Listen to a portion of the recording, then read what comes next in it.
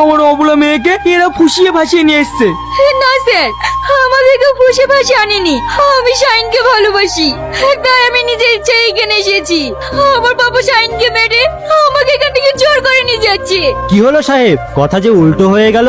এখান থেকে যাবেন নাকি থানায় নিয়ে যাব? স্যার, যান বলছি। এবার যদি আপনাদের কেউ ডিস্টার্ব করতে আসে সরাসরি আমাকে ফোন করবেন, তারপর দেখবো কে কি করে। ঠিক আছে স্যার। স্যার, চা খেয়ে নিন। আমি জানি আপনার মনের অবস্থা খুব খারাপ, ভাবতে পারিনি দিদিমণি এমনটা করবে। খবরদার, আমার একটা মেয়ে ছিল, সে আজ বেঁচে নেই। স্যার, এটা আপনি কি বলছেন? ঠিকই বলছি, মেয়ে হয়ে আমার মাথা দিয়ে এভাবে হেড করে দেবে এটা আমার জানা ছিল না। কি করে থাকবে স্যার? ওরা নানা রকম প্রলোভন দেখিয়ে দিদিমণির মাথাটা একেবারে শেষ করে দিয়েছে। তাই আজ চুপ করো, আমি যে কি করব আমি কিচ্ছু বুঝতে পারছি না। আজ বড় লোকের মেয়েকে অবস্থা দেখেছিস? রাস্তার টিবল থেকে জল নিয়ে যাচ্ছে বাড়িতে, এইবার ঠেলাই পড়েছে।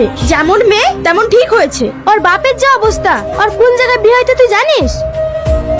খেয়ে নাও ভাবি। কি রে, তুই নিলি না? আমি পরে খাচ্ছি। কি গো সালমা, ডাগরাতে তো রুটি নাই, কি খাবে তুমি? আমি দুপুরে খেয়েছি, খিদে নেই, জল খেয়ে শুয়ে পড়বো। কি বললি? এই নে, আমরা এগুলো সবাই মিলে ভাগ করে খাই।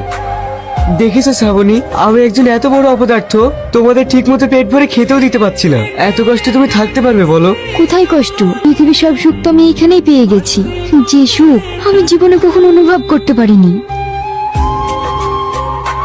শ্রাবণী কেমন আছে? পেশেন্টের অবস্থাটা দেখলাম।